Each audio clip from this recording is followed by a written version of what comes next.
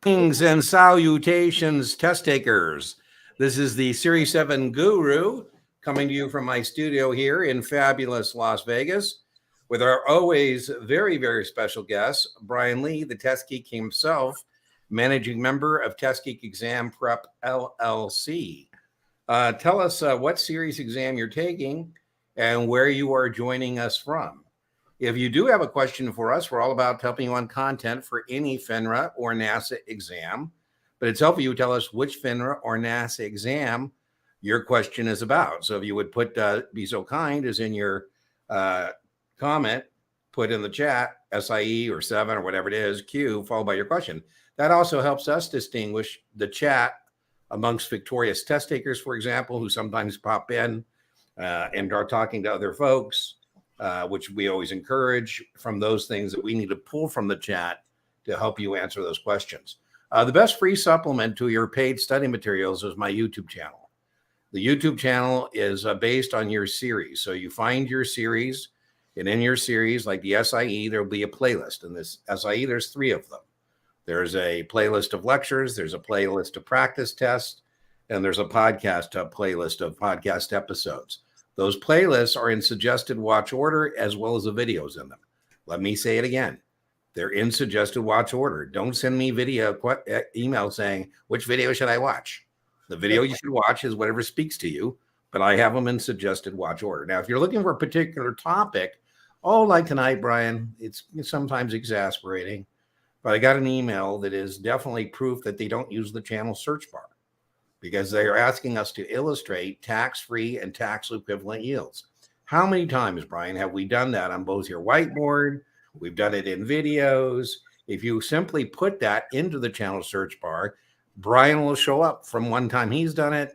I'll show up with the 3 or 4 times I've done it. So please use that channel search bar. By all means, we encourage you to ask your questions, but you can find a lot of what you're seeking using that channel search bar. We have a Facebook community already coming up on 200 members. Hard to believe, Brian. This is called Baby Brokers Doing Hat Tricks. Baby Brokers is a term of endearment for rookies in the securities industry. And a hat trick is 3 successes in a limited time frame. So this could be your SIE, your 663, or your 7, SIE 763, or SIE 766. You get the general idea. If you're looking for a paid supplement, I think the 2 best paid supplements out there are a Kaplan Q Bank. If you don't already have one, get one. It's a 15% discount code for all Kaplan products and services at checkout is Guru15. And Brian has been kind enough to give our viewers a 20% discount on his products. All in, I just signed up a guy on a shared screen for you, Brian, today. It was $129, I think, 90 something. We put in the Guru 20 discount code. 103. I had recommended it to him. He was kind of inundated with Past Perfect and STC. Good news. I mean, he's got resources, but he bought every 65 known to man.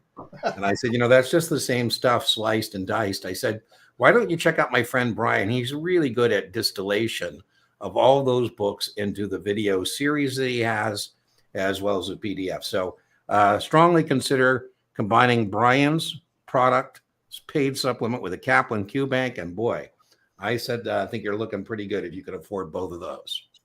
If you have resources, I would just say it's not time to be frugal. It's time to invest in yourself.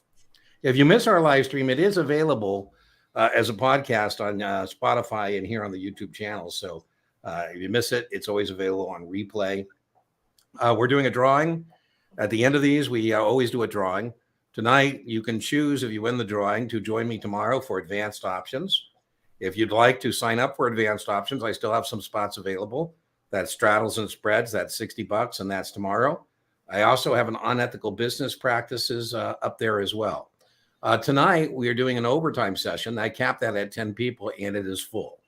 That's where we get a whiteboard, and we do, whatever people want to do for an hour after this live stream. There's some things that lend themselves a little better to that environment.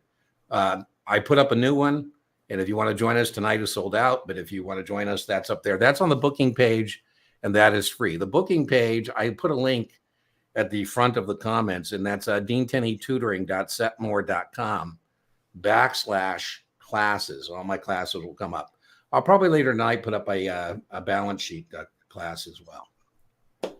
Okay, if you do win the drawing, got to claim it within 1 hour of close of business. All right, let's see what we got going on in comments. It doesn't look like we got a whole lot going on here yet. Let's see. We got Fonseca 07 taking the 66. Woohoo. Hey, Dean, thank you for your help. I passed the SIE a while back. That's our bell. And It's a Wonderful Life. They ring the bell for angels getting wings. We ring the bell for victorious test takers. Ring it one more time, please. She just passed the 7. Oh, wow. Woohoo. So as we say, Michael, one more leg in your testing journey to complete the hat trick, right? You got your first 2 tricks. Is that how would you describe that, Brian? Do you call it a trick if you just get one? No. So you can't say Brian just got 1 trick. He needs 2 more. No. No. Okay. Well, there we go. I learned something new. But can you say I'm attempting a hat trick? Is that legit? Well, we always attempt a hat trick when we play, but they're pretty rare. Hannah says, how long do you think I should study before testing? Everybody's a little different, and it depends on the kind of study plan you're trying to execute. Confidence is really key. Hannah, I'm not a fan of moving a test date, but I was tutoring a guy today, and when you sign up for tutoring, it tells me when your test date is, and his was May 19th, and I thought, ugh.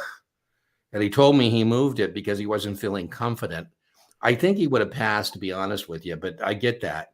So I would start with an estimate of how many hours you think it's going to be, and then extend or collapse on it. I would say, well, you didn't tell us what exam you're taking, Anna. If it's the 63, you need an afternoon. I'm joking. But if it's, 7, you probably need a couple, 3, 4, 5, 6 weeks. So, Brian, I'm thinking 80 hours would be a good kind of a guesstimate to start with? Do we know what exam she's taking? We do not. We do not. Anna, could you put back in the chat what your exam is, so then we can be a little more informative in answering you? It does depend from time to time. Yeah, it depends on the exam. It depends on the person. So, I want you to be comfortable. So you need a date. So I guess what I would say, Anna, best practice is to get a date first and then reverse engineer your study plan. It's kind of exasperating when people are studying without test dates. Your brain will do better if it knows there's a date certain. So I would say, Hannah, put your test date out. Give us some more information, but I would suggest putting your test date 6 weeks out, 6 or 8 weeks out, and reversing it. We think 6 weeks out for a test date and reverse engineer, Brian? Yeah, that's probably right in the middle. Yeah, and I tell people, there's no one size fits all, really. Exactly. And depending on the test, if you're talking Series 65, it's probably 6 to 8 weeks. Series 7, 6 to 8 weeks. SIE, probably 4 weeks, 63, 2 weeks, that kind of thing. So yeah, and if you have corporate trainers, and I don't know if you're in your own cohort or you're just doing this on your own. If you're in a cohort, I would definitely follow the lead of your corporate trainers because they do it for a living, and you want to keep pace with your fellow test takers. But if you're on your own, then the good news in that is you can make it work however you want to make it work. You do need to carve out the time, though. So I guess I would also add to that, or we need to know whether you're a part-time studier or a full-time studier, because that will impact that as well. Heidi and Brian, 66. Could you compare and contrast TWR with DWR? I don't even know what that is, Brian. Do you know what that is? Time-weighted versus... Oh, there we go. There we go. They won't refer to that as TWR on the test or DWR on the test. They will refer to that as time-weighted or dollar-weighted return. It's, I think, an aim and shoot point and click question, but I'll give Brian his board and let you walk you through it. I think you're right. I think it is too. This is about portfolio managers and how they measure their performance, essentially. If you look at a mutual fund, right, because that's all managed by an investment advisor firm, subsidiary of the mutual fund company, but it's a investment advisor nonetheless. And they always are trying to measure their performance. Well, in a mutual fund, you got millions upon millions of dollars constantly coming into the fund and millions and millions and millions of dollars constantly going out, which kind of clouds trying to calculate your performance. So that's what the difference between these two. The time weighted is based solely on the performance of the actual securities that we invested in. excluding the inflow and outflow of cash. And that's the key, I believe, to most of the questions you'll see. And you'll see one, if this is Series 65. This is excluding the cash flow in and out of a fund. It's based solely on a securities, the security. And Brian, would you add, it's for mutual funds, that mutual funds would That's right. use that. Yeah. Whereas dollar-weighted return is including the cash flow in and out. The way I think of that, Brian, is that's for an individual client, like the doctor, and we're managing the doctor's portfolio, and he's adding to the portfolio. Maybe he's taking money out of the portfolio. But yeah, I think it's aim and shoot. Nobody's going to ask you to actually calculate that. No, God, no. Yeah. P.S. And I would just add to that, Fonseca, that I think Brian and I think are in concurrence on this, that we think people really overestimate how much math they're going to have to do on the 65, 66. And let's be clear, this certainly isn't it. Yeah. So, no. Yeah, I'm sorry, Brian. I don't think the textbooks do much about the math. Sometimes they have these long charts and it's long-winded, but basically including or excluding the cash flow. That's really all. Michelene, I did get your email, and I will go over that as we have other questions to fill in. However, I would tell you that if you put in the channel search bar, for example, CAPM, a video will come up. If you put in tax-free equivalent yield, more than one video will come up. So make sure you're using the channel search bar. In fact, some of the QIDs you sent me have already been explicated in video form.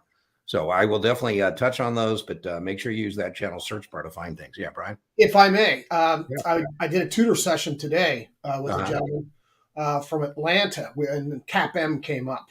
And it was from the Kaplan Q Bank, and I thought it was a really, really excellent question. Not worded exactly, of course, the way the test does, but it had nothing to do with math. The textbook often explains CAPM using a very long, complicated math formula. It has nothing to do. It's about the expected return and your client's rational understanding of risk relevant to that type of return. That's what right on. Anyways, I'll cherry pick, Michelene, some of those questions you had. I don't in the live stream put up by Kaplan Q Bank with QIDs. I do that. I don't know, Michelene, if you're in the live stream overtime session. I do bring up the Kaplan Q Bank there, and I do go over QIDs. So if you're not in that session, register for the next one, but I'll certainly go through the QIDs and explicate them in some fashion for you. Saturday. All right, Christy. Woohoo. So have you done any practice tests? What are you scoring? Hopefully you have access to Brian's 65 practice test. Maybe do that Thursday. Get a score. See where you're at. Sending you good test vibes. Black Mamba. Ooh. Taking 65. All right.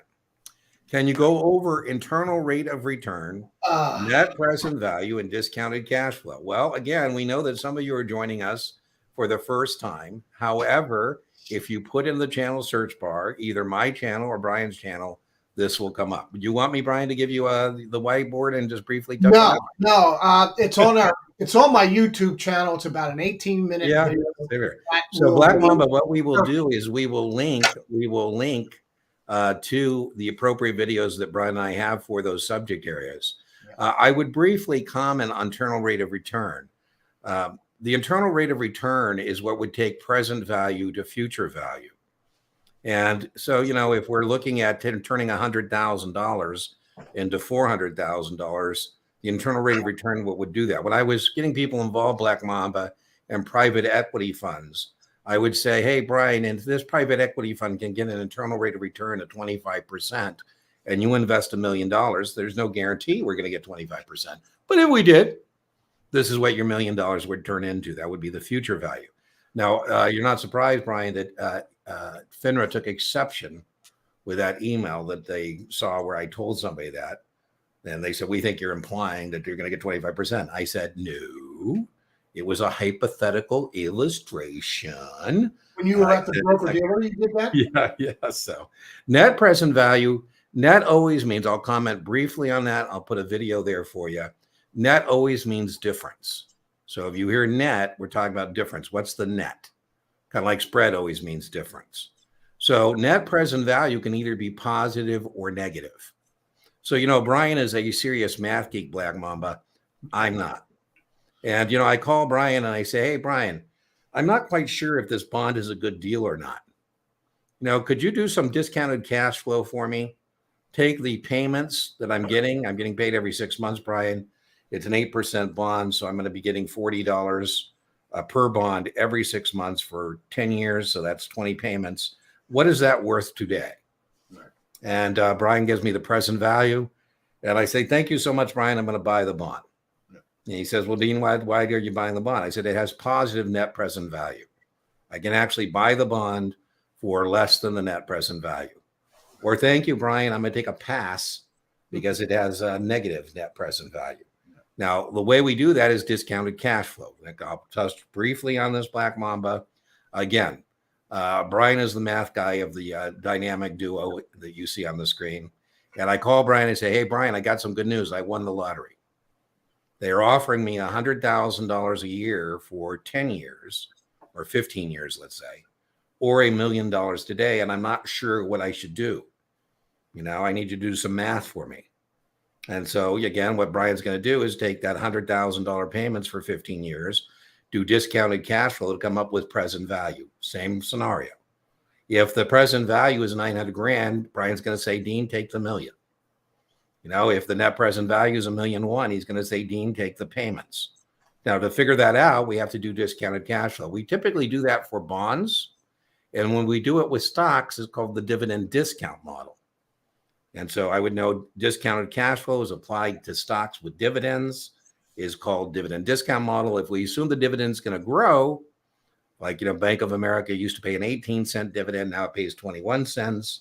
We assume it may go to 24 cents. That's called the dividend growth model. The test question there would be that would justify a higher valuation if I can assume that that income stream is going to grow. All right, but we'll link to the appropriate videos for you, Black Mamba.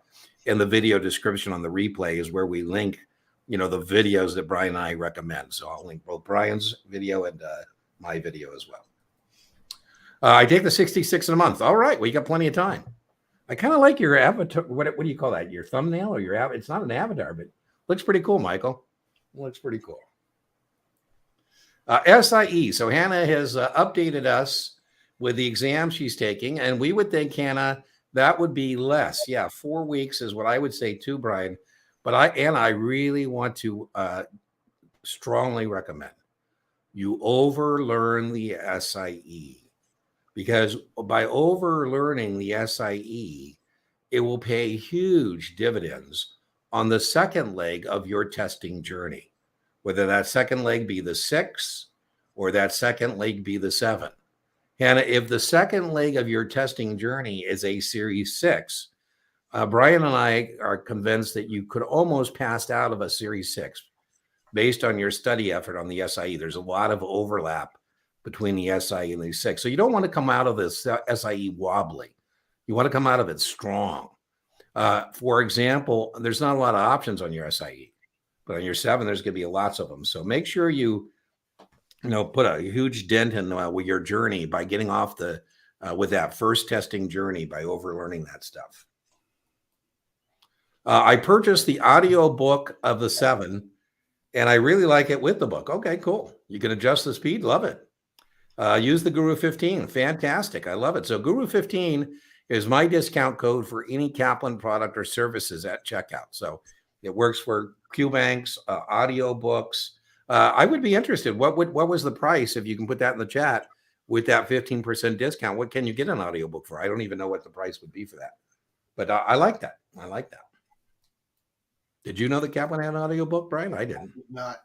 I remember they were talking about MP3s years ago, but I didn't know they were up and available. Taking the SIE on Friday, I have a question about Syndicate Desk. You've seen different things on the topic. Can you clarify the main purpose? The Syndicate Desk, not desk.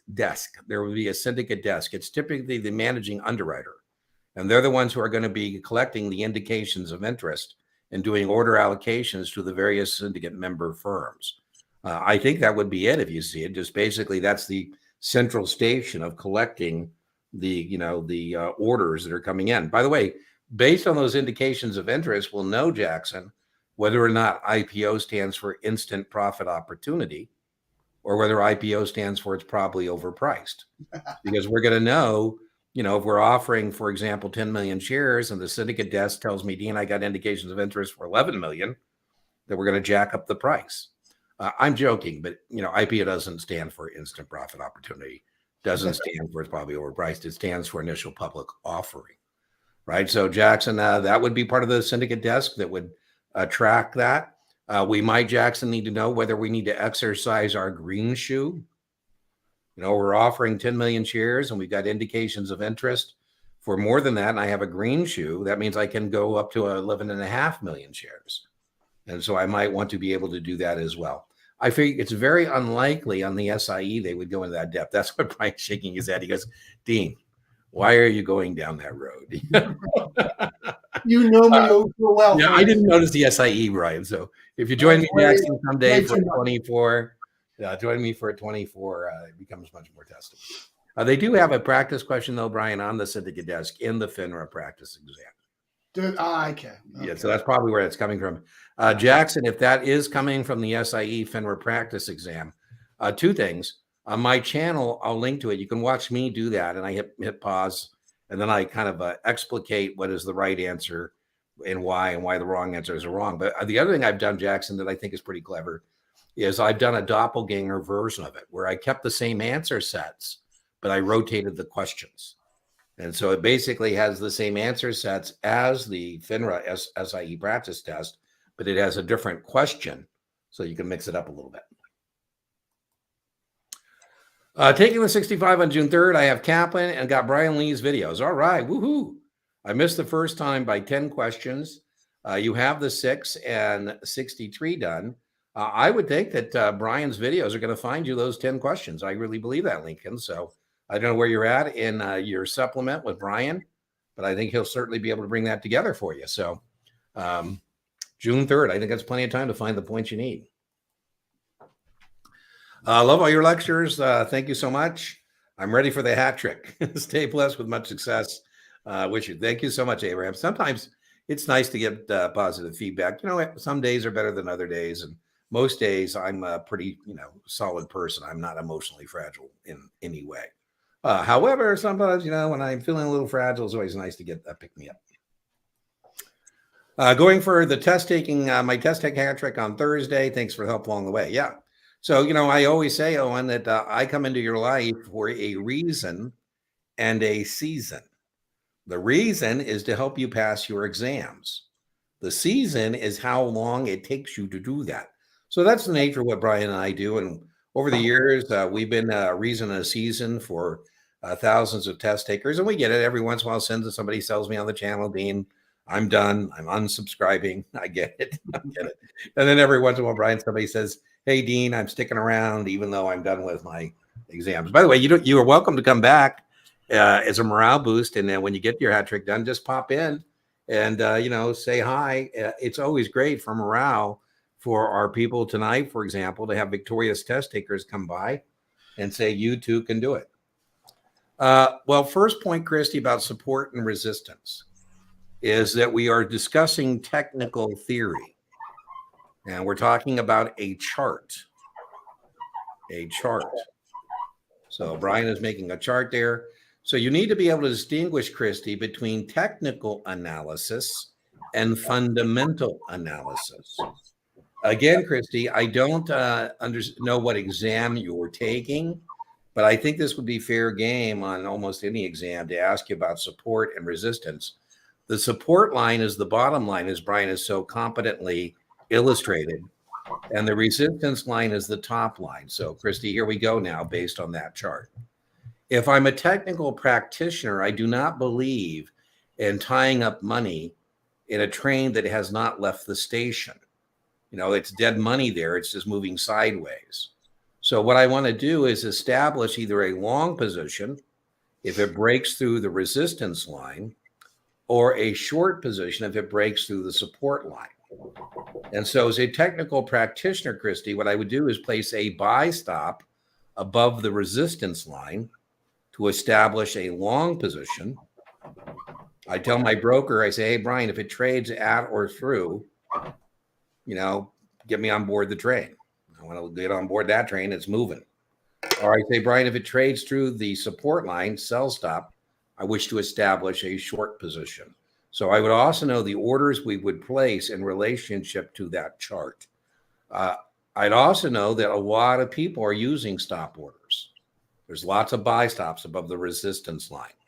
People who are trying to establish long positions, protect short stock positions, protect profits. And so buy stops can accelerate bullish trends. And sell stops can accelerate bearish trends because it adds more fuel to the fire.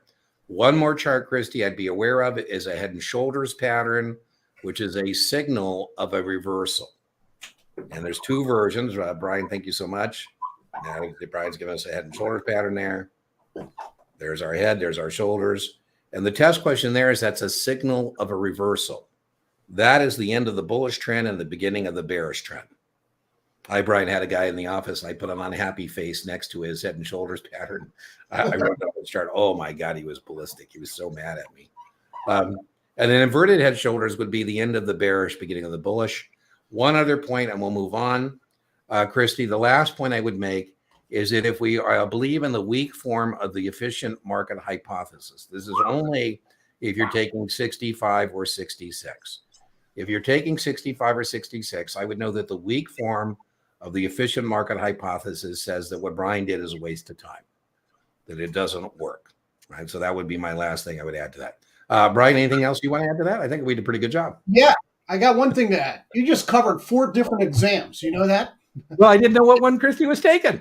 In 3 minutes, you just covered 4 different exams. The 7, you want to delineate for Christy? Okay, Brian. So which ones are which? You want to do that before we move on? So Christy knows.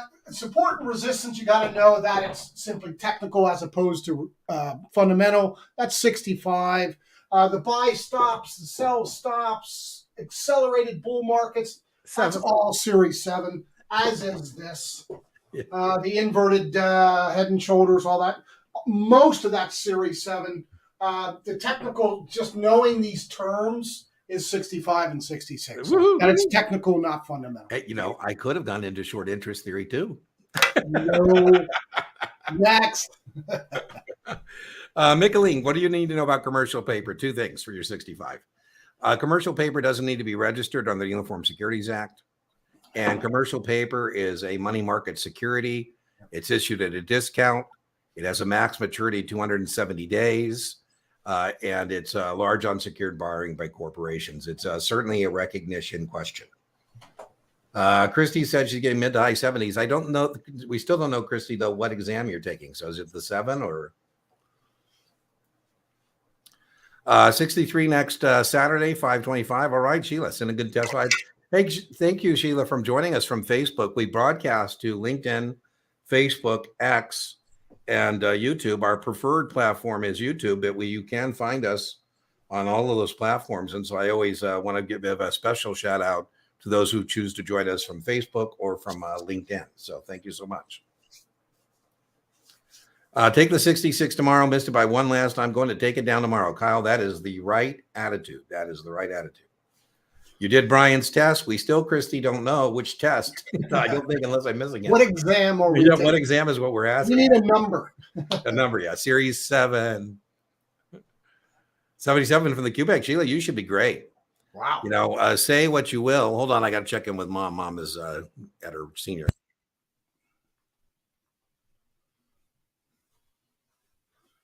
Yeah, if you're scoring in the mid-70s, you should be very fine. Yeah. Mom is having eye problems. So she, I told her I don't think she should be driving, but I said, call me when you get there and call me when you leave. So, I think Quebec, Chuck Lowenstein is the subject matter expert. Oh, boy, backstage, Brian. After we're done, if you want to stick around, I got some gossip for you. But some new Chuck, I filled in at, did anybody joining us from my 2-hour? I filled in a 2-hour class. Kaplan called me last night and said, Dean, do you have a schedule conflict for a 6 a.m. class? I go, well, what do you think? Except my sleep. The answer is no. I don't have any appointments at 6 a.m. It was a 9 a.m. class. They asked me to cover a couple hours, and I did so. But anyways, Chuck is Kaplan's subject matter expert, Sheila, on NASA exams. And I do think he goes overkill, but that's kind of good. So what I'm trying to say is that 77 in a Kaplan NASAA QBank score is a very good score. You should feel pretty comfortable. Greco, I haven't had anybody use them or hear of them in a long time. I know that Ken Finnan used to teach classes for them. I'm not sure if they use a Kaplan QBank, an STC QBank, or their own QBank. So Abraham, don't feel good commenting on the study book because I just don't know their content. That alone, I guess, would be, I don't know, Brian, it probably sounds unfair, but to me, that would be alone a red flag. Yeah. Brian and I are very familiar with Kaplan, STC, Right. Knopman, training consultants. So, I would try and stay with a vendor that people are more familiar with would be my only point. So you and I try to Greco, if you're listening, you want to talk to me, send me a copy and I'm more than happy. I'm sorry, Brian, go ahead. You and I try to stay, publisher neutral. Yeah. But when people bring up some of these more esoteric companies that I'm not even familiar, I've never even heard of these folks. I generally tell people, I feel more comfortable if you stay with the more standards that we all know and love, the Kaplans, the STCs, Same thing with Securities Institute. I would say the SIA, yeah.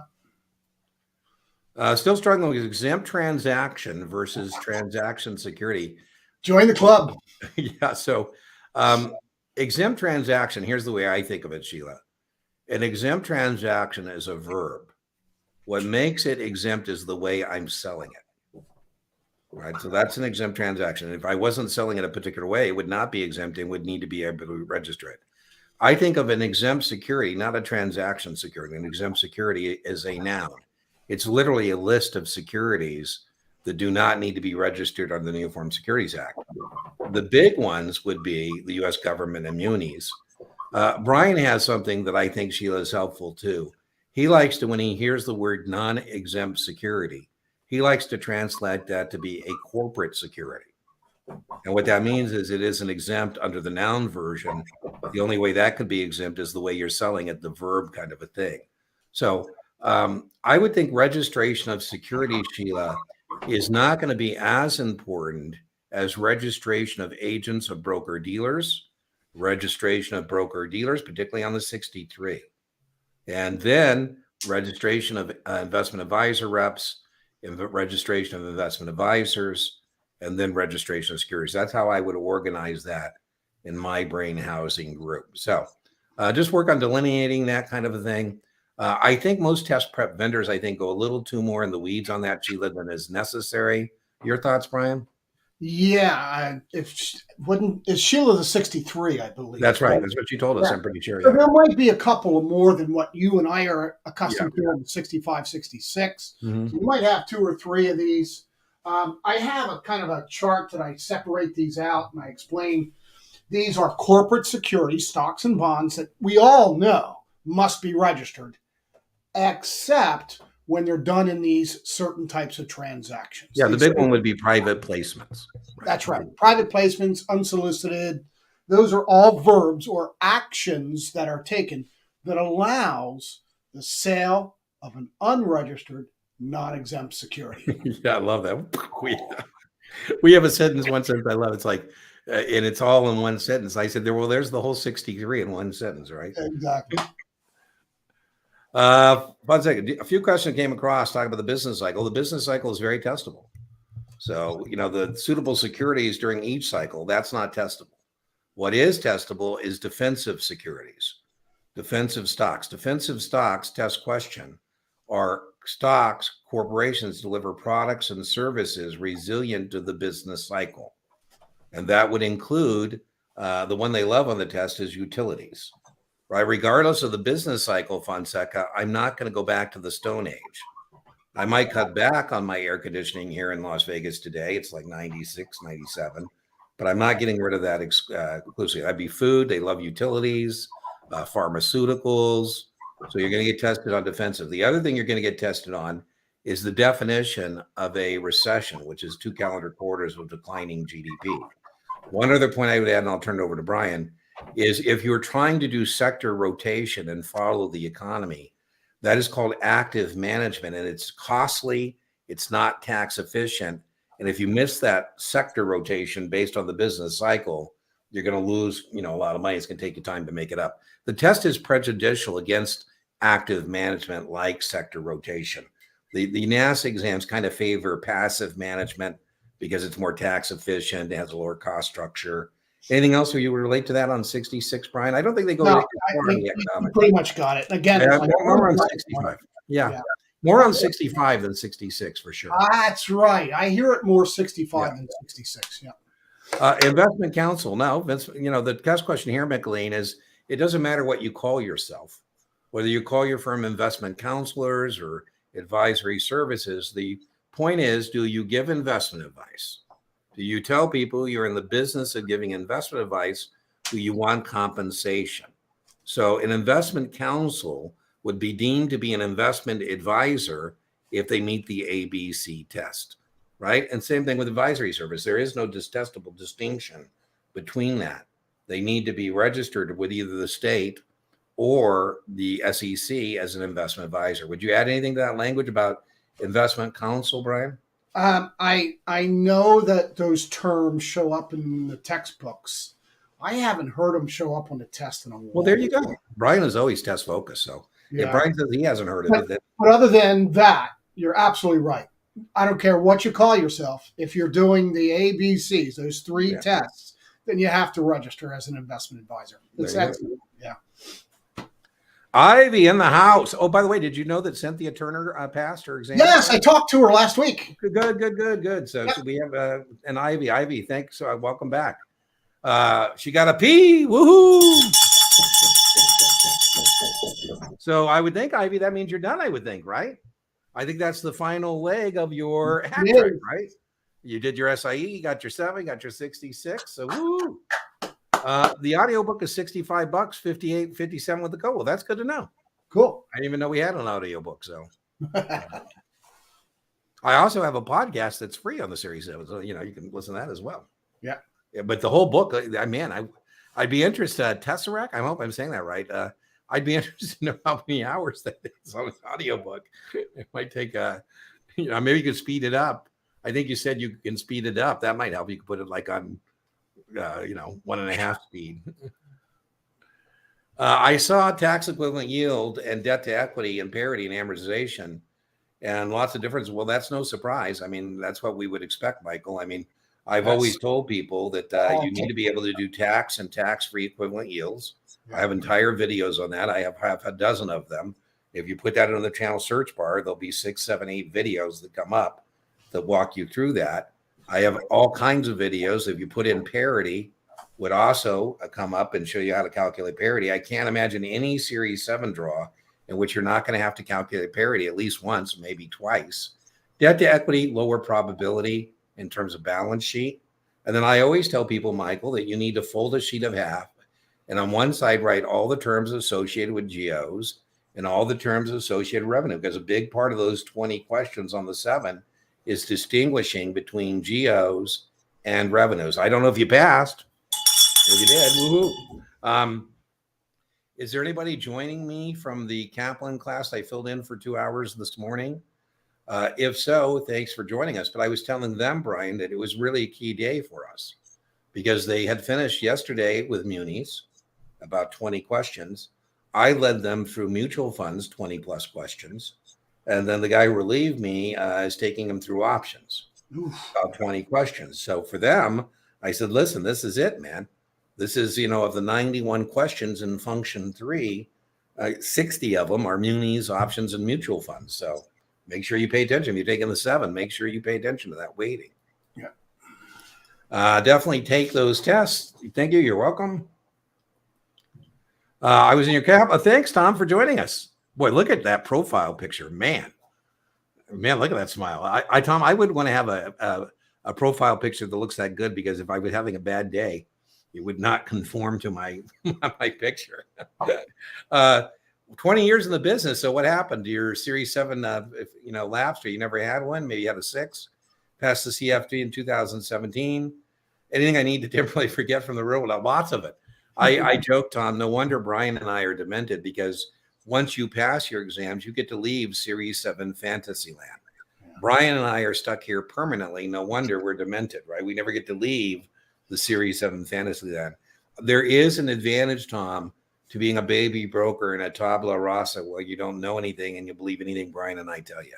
So be careful you don't confuse the real world with the test world. So off the top of my head, Tom, I can't think of anything, but yes, you're taking a test and it doesn't have anything to do with the real world, right? This is one thing I really fight with Past Perfect, Brian, that I hate about Past Perfect. Past Perfect has given themselves a mission of not only helping reps pass the test, but also giving them product knowledge to go into production. And they sell it to companies that way. And I, Tom, am a real strong believer that product knowledge does not come from passing your 7. It comes from sales efforts. Product knowledge comes after you pass the test. And I think passing the test is a rite of passage. It's a barrier to entry into the securities industry.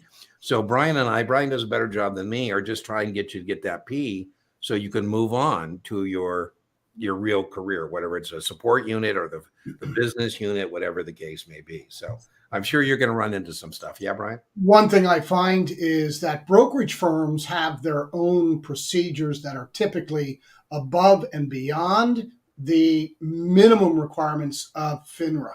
And that's usually where people who have industry experience get kind of tossed up, is because what their firm's procedures are, which are more restrictive typically Absolutely. than what FINRA's minimum is. That's everybody should know, and Brian is so right on point here.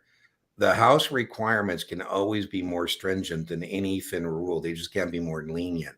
For example, I know of no firm that has minimum maintenance of 25% for a long account. So that's called the house requirements. In fact, right now, a lot of former TD Ameritrade, rest in peace, TD Ameritrade. There is no longer any TD Ameritrade. It has now been Schwab.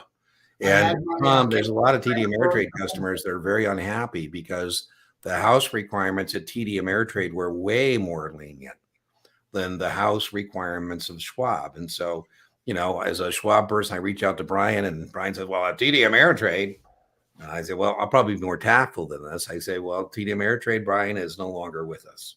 Rest in peace. You are now a customer of Charles Schwab. And we have house requirements, right? I highly recommend, by the way, if you're taking a 24, particularly, and even if you're not, I recommend 2 memoirs that are so great for our industry. Ricketts wrote a book, The Harder I Work, The Luckier I Get. It's his memoir of founding TD Ameritrade up until, the merger with Schwab. And I don't know if they planned it this way, but Schwab has a book that has that same timeline, founding Schwab up to the merger, and his is called Invested. I highly recommend both of those memoirs of those guys who started those firms. Can you explain NAV? I certainly can. I think Brian would probably be better. You want to do it, Brian? You want me to do it? Sure. So we have to calculate. First test question, Philip, is we have to calculate it at least once per business day, right? Saturday and Sunday aren't business days. The NAV plus the sales charge equals the POP. And we're always doing business based on the next calculation of the NAV. Very testable. That's called forward pricing. And I will give Brian his whiteboard to explain NAV. This is what my cocktail glass looks like on Friday evening. Glass with ice cubes. Yeah, I get it. Okay.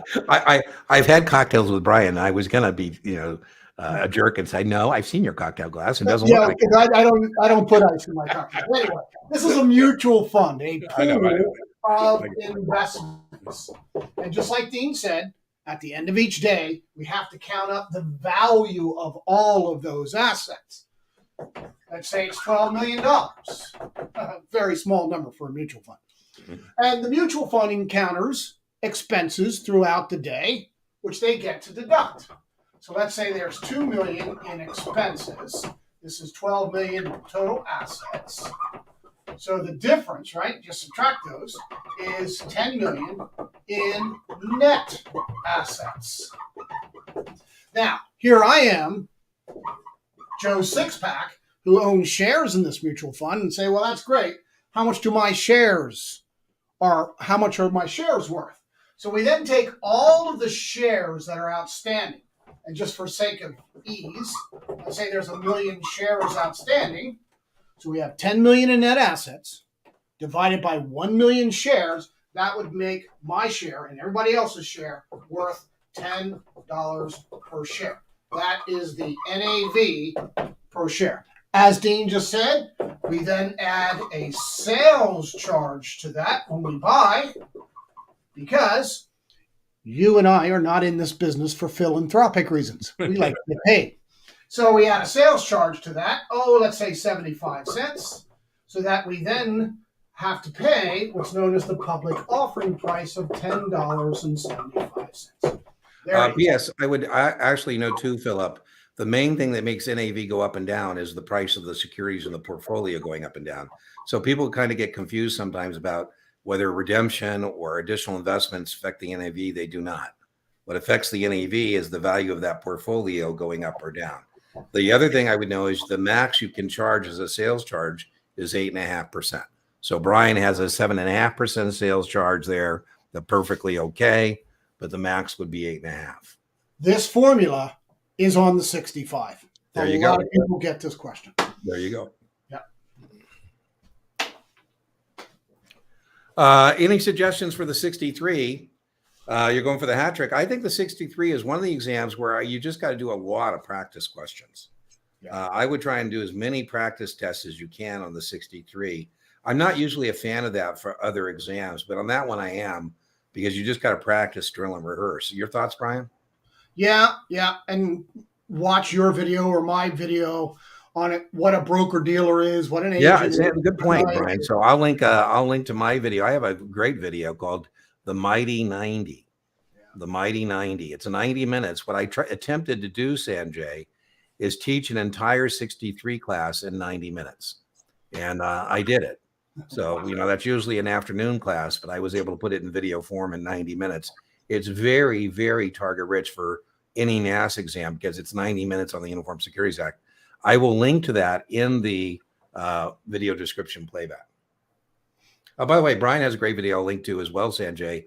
He did an evening class for us called Definitions of Persons and Registrations. I think that would be very helpful for 63 as well. Yeah. Northern Nevada. All right. Taking 66 second time, June 1st. All right. Well, let's get this done, right? That second time, nobody really cares after you pass it. It took you 2 times or 3 times. People invest with people they like and trust, not people who can pass exams. Ken, it's not a policy, Matt. Be careful. That is not a policy. That is a rule.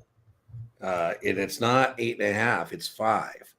8.5%, Matt, is for mutual funds. In secondary trading, you're talking about spread markup or markdown. It would be secondary trading, and the policy is 5, not 8.5.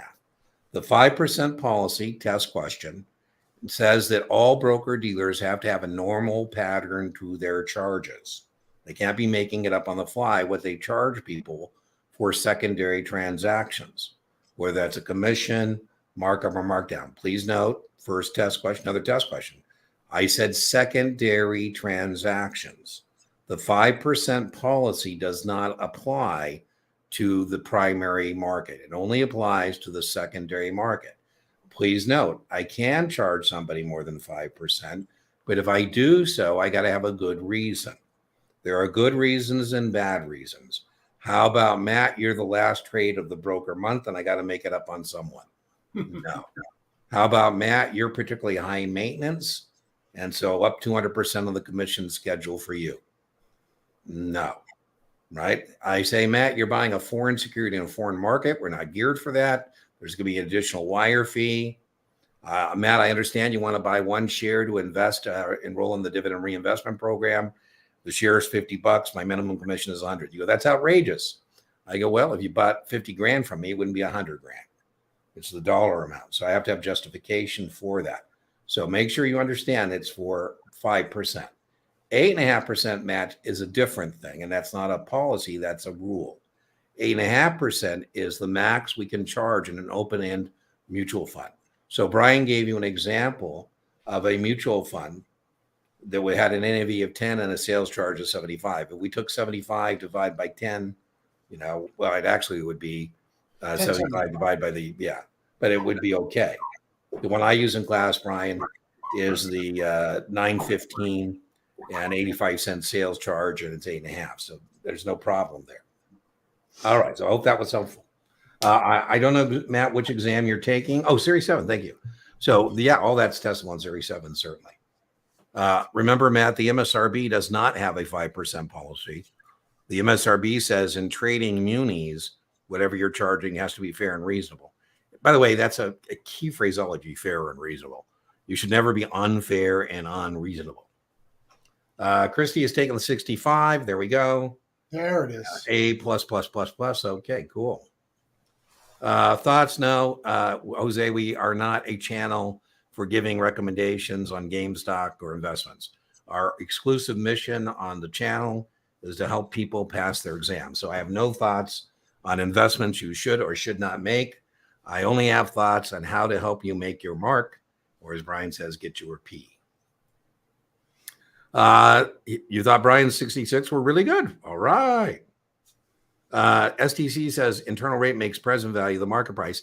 I think if you reread that, that would be about a bond, right? So Brian says R makes present value greater than 0. I think what Brian's trying to say is this idea. What's that? What I just said, right? If there's net positive net present value, we should buy it. It typically comes up in a bond.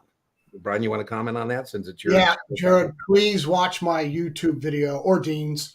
I think that clears it all up for you. It's geared to what the test will ask you on the 65 and 66. Okay, well, I think a necessary or a needed return, as Dean said earlier, that's going to make the present value equal to the future value, which that means the net present value would be 0.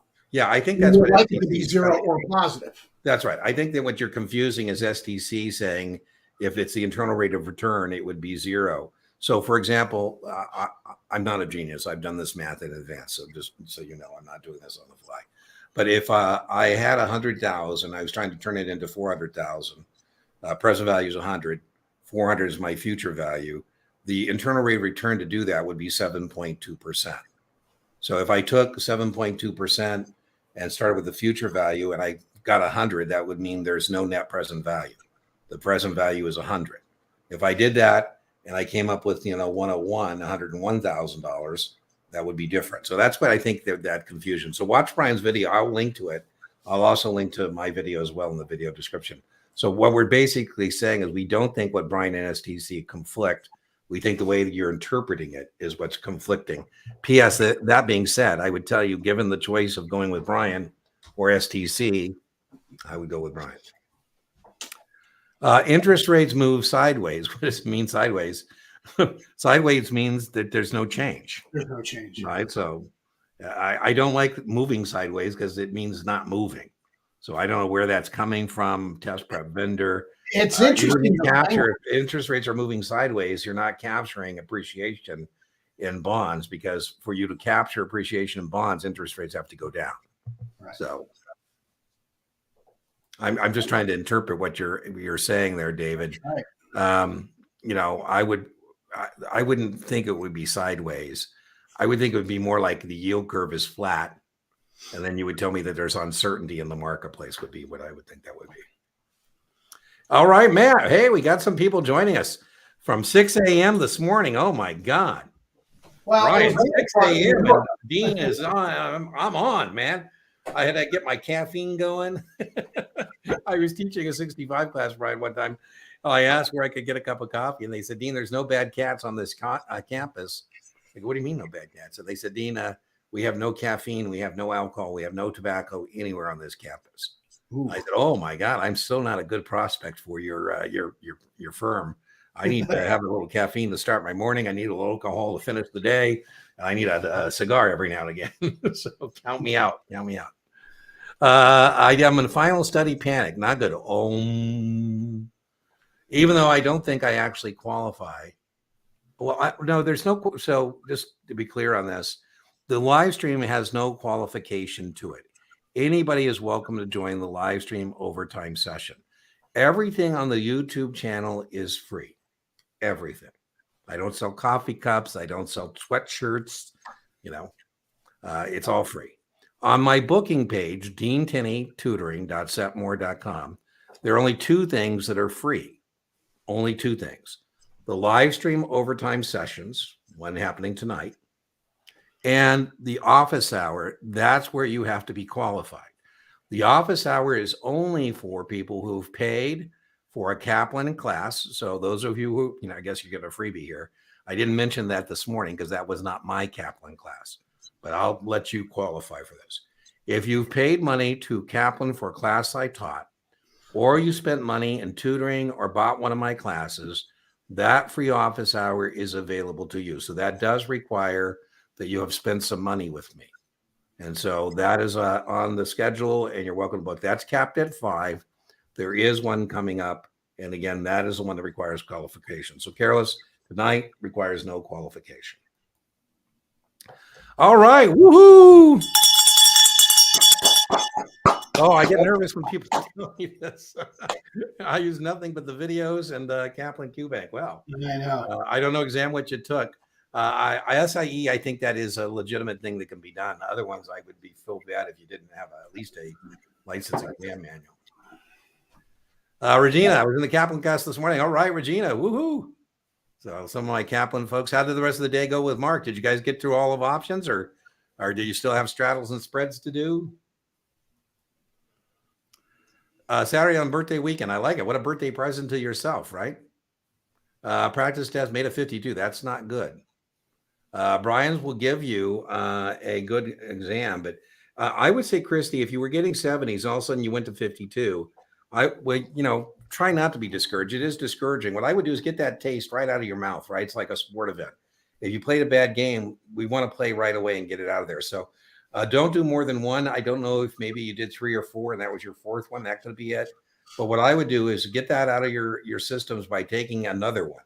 And hopefully you'll bounce back to that high 70 range that you were in. So do that right away. If you have Brian's Test Geek Prep, he has a great practice test. Put that one away. You don't want to spend that one yet. Your birthday weekend, Saturday. So Saturday, this is Tuesday. I would take Brian's on Thursday, Brian. Yeah. And that would give you that last mark. And that has pretty strong correlation. So you'll know, Christy, good news or bad news when you take Brian's exam about where you're at. Distributable net income. The only test question, Micheline, about distributable net income is not that it's distributable. It's the die 90, that if it's a REIT or a mutual fund, they must pass through at least 90% of whatever that number is. A good memory aid would be die 90. D is for the dividends on the stocks on the portfolio. I is interest on the bonds on the portfolio. E would be the expenses. In the form of a balance sheet, it wouldn't be called distributable net income. It would be called earnings available to common. So I'm not quite sure if you're asking about a mutual fund situation or a balance sheet. Can you make a DNI example? I don't know if we need to, because you're not going to have to do that on the test. The test, again, is that die 90. We have to distribute 90%. 90%. There we go. We're coming up on the end of the hour. Muni is also a term for a mountain bike unicycle. So both are high rollers. Well, there you go. I agree, Micheline. Munis are for rich people. Corporate bonds are for poor people. I'm joking, but you can eliminate as a suitability any muni asset allocation. If there isn't something in the question about their tax bracket or uncomfortably high tax bracket, something like that. You're welcome. You're welcome. Pass the Series 7. Woo! 66 next. Love it. Thursday morning, sending you good test vibes. Test wording look much different. No, I mean, if you do the Kaplan QBank, you do all the questions, you shouldn't be surprised. Is there a better way to prepare? I don't know what that means. I don't know what you're doing already, but if you're using the Kaplan QBank, you're watching videos, you're reading, just more of the same would be my recommendation. Test tomorrow. All right. See you in the overtime, Isaac. Listening to you test vibes. You can't access it tonight, McLean, because it's capped at 10 and we already have 10 folks. But once again, if you go to deantenneytutoring.setmore.com classes, you will see the live stream session. The next one is, I don't do it every Tuesday. I do it like every other Tuesday, every 2 or 3 weeks. There is another one I don't think anybody signed up for that one yet, McLean, so you can sign up for that if it matches up with your testing. Oh, no, Ivy. Oh, that sucks. That sucks. Changed your life. Woohoo. I like it. Life changers. You know what? Listen, Michael, I appreciate your comments, but you know, that's what I love about our industry, Michael, to be honest with you. I love that our industry does change lives, and Brian and I help people get through that rite of passage, that first barrier to entry into our industry, which is a fabulous industry, by passing your exam. So the way I say it, Michael, I don't know if this is true of you, but if you're poor and you deserve to be rich, the securities industry is for you. I mean, because our industry, if you stick in it long enough, it has a huge learning curve. I'm not making it sound like it's a get rich quick thing. But, you know, if somebody's been in the securities industry 20, 30, 40 years or whatever, they're typically doing okay. Well, they're blessed. Never had the 7, bought a practice 2 years ago. There you go. And clients still have individual equities. That makes sense, Tom. That makes sense. I hope I never had the 24. Well, never say never, because you know, if you have your own practice, I could see a future that includes a 24. There you go. Keep pushing. There you go. There you go. There you go.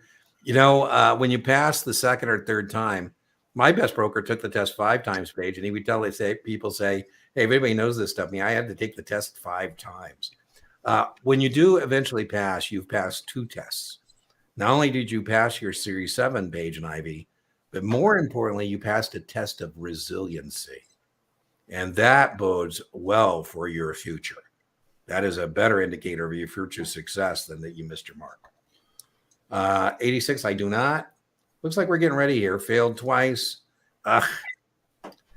You might take a break. I don't know, Allie, when you're doing, but you need to refresh and reset. I've had many people take a day or 2 off, come back to it, and they pop up into the 70s. So it is possible to burn out and work too hard. So I know when your next test date is, but give yourself a break, come back and see if you can't pop that into the 70s. I have a video, Bethany. I link to it called The Day Before Your Exam. I will link to that video. I'll buy your course, and can we get some sponsorship relationships, please? We don't do sponsorships. We just do, you know, test. From King Tut to, I like it, King Tut. Move to Arizona. All right, I think it's time for the drawing. Let's see. Let's get Brian. I usually have Brian pick of the. Whoa, what happened here? It took my StreamYard thing away from me again. Jeez, I hate that. Let me go get it to here. Choose the live stream. Boom. And let me see what my friend Brian has wants to put up there. Whoop. Whoop. Where'd Brian go? Oh, mission control. We're having trouble. Right here. There we go. Rampart. All right, love it. So let's put it in there. You got to put it in the chat as Brian has it on his board. Is that all caps? And so yeah, let me go get the Wheel of Fortune. Boom. Share screen. Giveaway tool. Where is the giveaway tool? It looks like boom. Looks like I am cancel. We got 11 entries so far. I'm trying to bring up the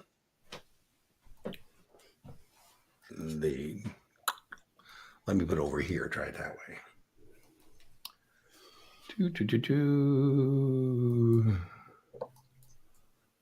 Share screen. You having troubles here? I'm having troubles. There we go. There. Can you see that? Let me clear up our screen. Yes, I can. And let me get rid of that. And then you need to send me the email if you win. And okay, I think we're ready. 17 entries. Anybody else? Remember, if you win, you get a choice of the advanced option class tomorrow or the unethical business practices, which I think is about a week after.